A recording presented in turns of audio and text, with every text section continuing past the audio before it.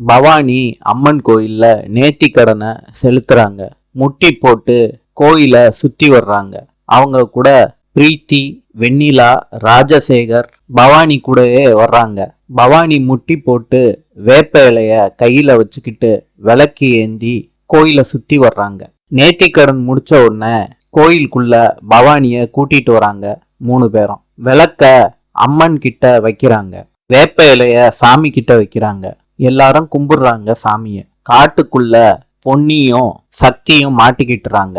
காட்டுவாசி எல்லாம் கேக்குறாங்க, என்னப்பா உனக்கும் இந்த பொண்ணுக்கும் சம்பந்தம் இல்லைன்னு இந்த பொண்ணு சொல்லுது, அப்புறம் எதுக்குப்பா இந்த பொண்ண தொந்தரவு பண்ற? சக்தி சொல்றாரு, எங்க ஏரியா பூக்கடை அக்கா மாதிரியே இருக்கக்கா, என் நிலைமைய கொஞ்சம் புரிஞ்சுக்கக்கா. அக்கா சொல்றாங்க, முன்ன பின்ன தெரியாத ஒரு பொண்ண பொண்டாட்டி நான் சொல்லுவ, அதுக்காண்டி இது ஒன்னும் உங்க ஊர்ல நடக்கிற பஞ்சாயத்து கிடையாது, இது எங்க வனராசாவோட கோட்டை.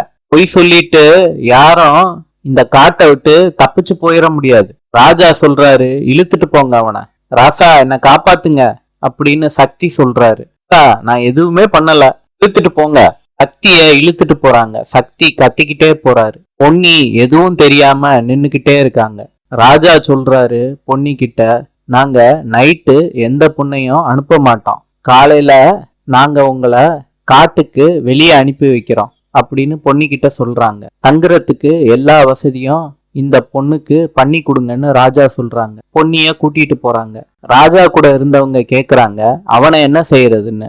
மரத்துல கட்டி வைங்க, காலையில பஞ்சாயத்தை கூட்டி முடிவு பண்ணலாம் அப்படின்னு சொல்றாங்க ராசா. சந்திப்போம்.